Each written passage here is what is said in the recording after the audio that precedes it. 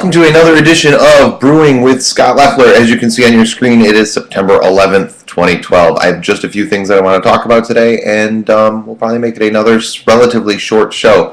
First couple shows were about 17 minutes apiece. Actually, the second show was like 25 minutes the first time I did it, when I did it live, and then 17 minutes when I did the recording, because I found a way to make myself more concise.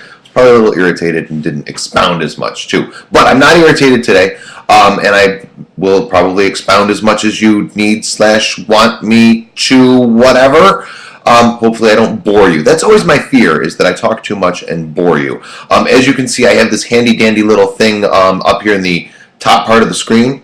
See it right there? There it is. Right there. It says the name, Brewing with Scott Leffler. It does say that, right? Hopefully it does.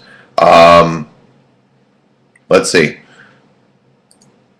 Well, I think now it does. Now it says Brewing with Scott Leffler. See, it's the technical things that I need to figure out. I'm used to just doing audio, right?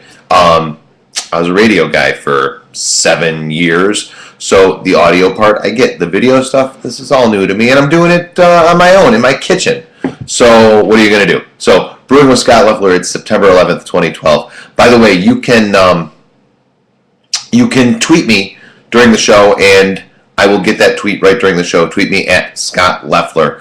Or there's actually a chat that's embedded right within the program that if you go to ustream.tv, you can chat me right from within the show there, because someone told me that, hey, I don't have Twitter. Well, it's not my fault. It is 2012. Get your own damn Twitter. That's my personal opinion. So, oh my God, you want to know what I just almost did? For those of you, oh my God, drinking coffee, new cup. I feel wrong drinking out of the new cup. Well, it's not new so much, but like I'm using it and I had not before. So yeah, new cup. Sorry about that. It's from, you see it? It's from a Las Vegas casino. I've never been to Vegas. I don't know where I got this cup from, but thank you, I guess. Coffee. Brewing with Scott Leffler, right? Always going to have coffee. Some days I might have beer, but I have to work this evening, so there won't be beer. I don't have to work on Thursday. No, that's not going to work. Actually, you know what? I may not be able to do a live show at 12:30 on Thursday. We'll have to figure out what's going to happen with that, because I have plans that I simply cannot get out of, medical things, etc., etc. But you don't care. Long story short is there may or may not be a show Thursday. There will be a show Thursday. It probably won't be live at 12:30. I'll figure it out. We'll talk. We'll figure things out. But I have a few things that I want to talk about. I want to talk about Obama's poll numbers, because everybody gets a bit of a bounce in the poll numbers after their elections, or after their conventions, I should say. And Obama's were pretty significant. Now, Mitt Romney actually got a negative bounce in the polls. People saw him at the convention and said, I don't think I like this guy. And so Mitt Romney's numbers actually went down after his Republican convention. That's pretty sad. Obama, on the other hand, his numbers went up. Now, the numbers typically go up a couple points, just because people are like, hey, that Obama guy, he doesn't seem so horrible. This year, the Obama bounce, the post-convention bounce, is a little bit higher.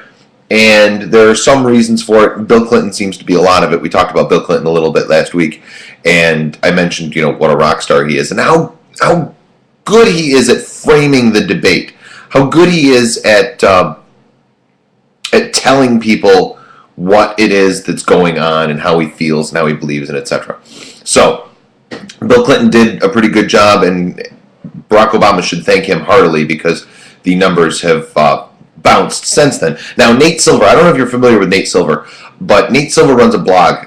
He runs it on the New York Times now. It used to be on his own. It was called 538.org. Now it's 538.newyorktimes.hey, this is a blog, something, I don't know. But just Google Nate Silver and you'll find him.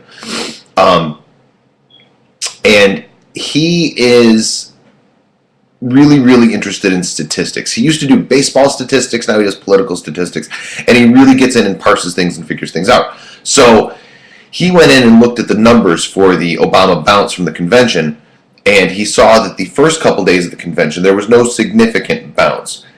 However, Once Bill Clinton went on, the numbers went up like crazy. And then when Obama gave his speech, they went up a little bit too. But it was primarily Bill Clinton. So the theory here is that Bill Clinton has helped a lot. And Nate Silver, now usually there's a bounce. Nate Silver has said that because the bounce is so severe, it may actually be lasting. Typically the bounce is a couple points. Originally pollsters were saying 4 points. Then it was 5. Last night CNN said 6. Silver saying that the eventual bounce may get up to as much as 8 to 10 points. Now those are seriously high numbers. The GOP is saying that this is a sugar high and it isn't real. That there's always a bounce, and there is, and then it'll come back down and everybody be happy. I don't know whether that's true or not. I tend to trust Nate Silver. His polling seems to be pretty decent. By the way, for those of you who want to make sure that Barack Obama does not become president again, I have some bad news for you. Similar bounces in polls have been seen in previous years, although not very often. The recent examples of similar bounces in polls from the convention are in 1972 with Richard Nixon, 1984 with Ronald Reagan, and 1996 with Bill Clinton. If you're familiar with your political history, you will note that all 3 of those elections were not even close. All 3 times the incumbent won handily. So that could be potentially some very bad news for the Romney campaign. I mentioned yesterday that I used to freelance at a newspaper in Ohio called the Mansfield News Journal. I always want to say the Mansfield Journal Register, but it's not the Mansfield Journal Register, it's the Mansfield News Journal. And I don't even remember why it came up yesterday, but I remember that it did. Now this is really funny because when I go into work last night, I see that there's all these AP stories, Associated Press stories, talking about the election, and they had a dateline of Mansfield, Ohio. So I'm like, that's pretty weird. So I do a little bit of research, very little bit of research, it's called Google, and found out that Mitt Romney was in Mansfield, Ohio yesterday. There's a big story on it in the Mansfield News Journal. Damn it, I do that again. By the way, I love the fact that this is on the internet. I can swear. I can say whatever I want to. Now, I'm going to try and avoid F-bombs because I do want this to be, family friendly. I have kids. Maybe you have kids. I want them to be able to watch it. Not that they're going to get a whole lot of enjoyment out of watching me talk about politics, but my goal is that this will be, able to be a family friendly show. So I'm going to keep the F-bombs hidden. But because it's on the internet, I can say whatever I want. So that's kind of cool. So yeah, so Mitt Romney was in Mansfield, Ohio yesterday, which is just so bizarre because first of all, no one goes to Mansfield, Ohio. And secondly, it's on the day that I talk about the fact that I used to write for this paper. So I don't know what the deal is there, but there you go. What are the odds, basically?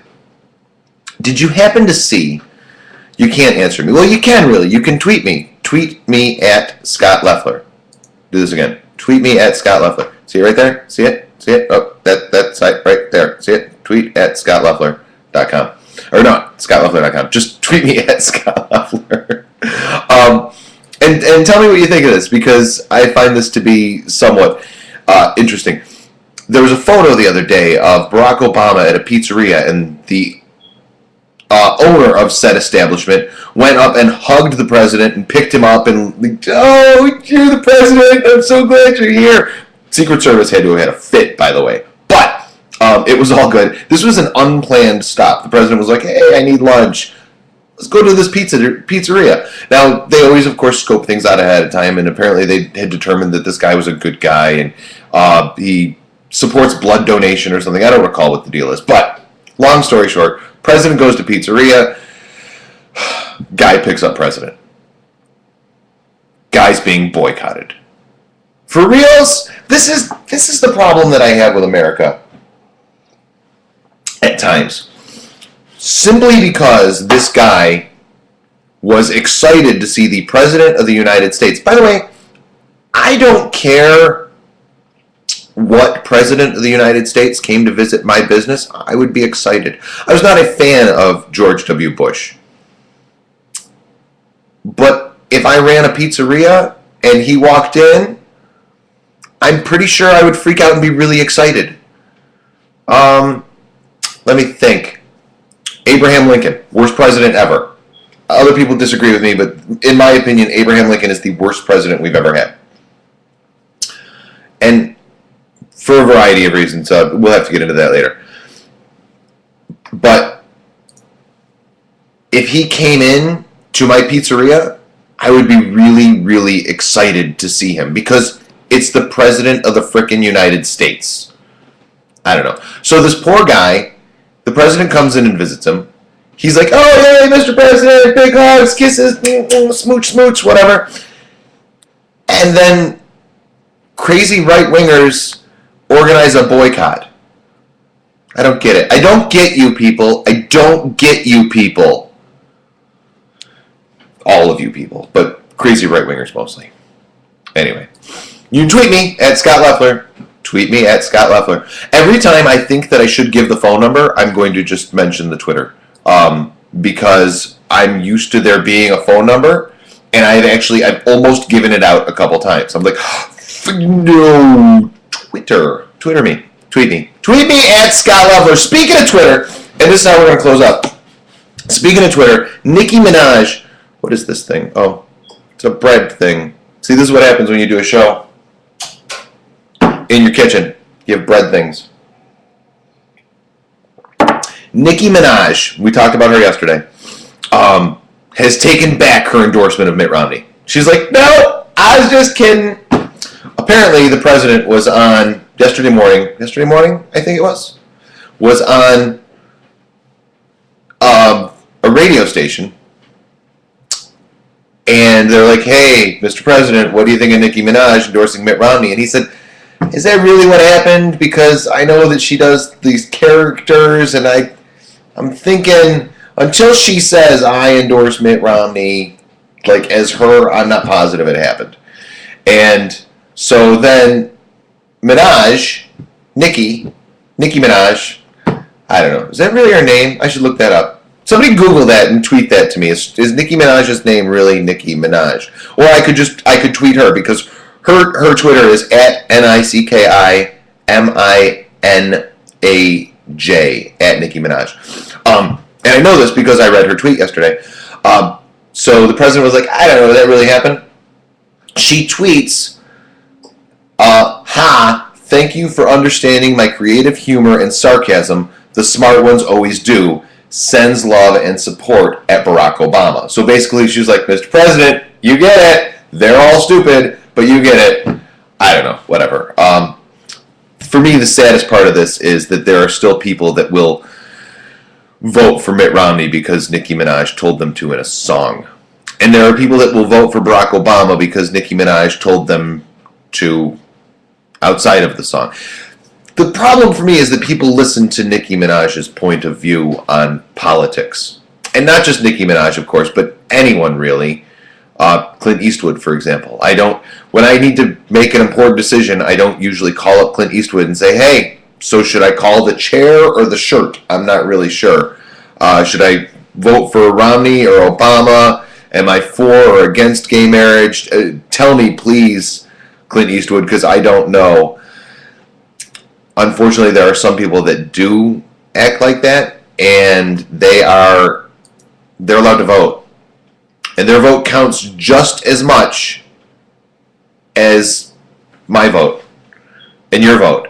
Like, you study the issues, you make a determination, this is who I'm going to vote for, and then your vote is completely canceled out by some ignoramus who was told by a comedian who to vote for. This is the flaw with the American system. I have a way to improve that, but it'll never happen, and we'll have to talk about it another day. I've done shows about it in the past. I'll be back. I gotta go. Well, I don't have to go, but I'm going to go because 15 minutes is... You start to get bored, right? You're like, oh, is this guy ever going to stop? He keeps drinking his coffee. He won't shut up. He won't leave you alone. Anyway, I'm going to go. I'll be back tomorrow. Follow my tweets. You can tweet me at Scott Leffler, and you can follow my tweets at Scott Leffler, because throughout the course of the day, I put up links to things that I'm going to talk about, or things that I have talked about, or just things that interest me. Of course, I do have Facebook and all that other fun stuff too, but just follow me on Twitter. You can find the rest of me from there if you want. I only add real people on Facebook, so if we don't really know each other, then I'm not going to add you on Facebook. But you can follow me on Twitter and Google+. I'll add anybody on Google+. But Facebook is for real live friends. And by the way, if you're out there, I have found friends in the past because of internet endeavors.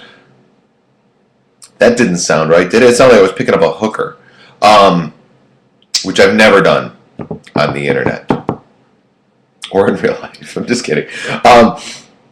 But if you are really a friend of mine, add me on Facebook, please. And if you go to add me on Facebook and I don't add you, it's probably because we're not really friends and I never liked you. And I just pretended to like you because you gave me cookies or something. I don't know. Anyway, I'll be back tomorrow. We'll talk more stuff. You've been watching Brewing with Scott Leffler. I'm Scott Leffler, and I will see you tomorrow. Thanks.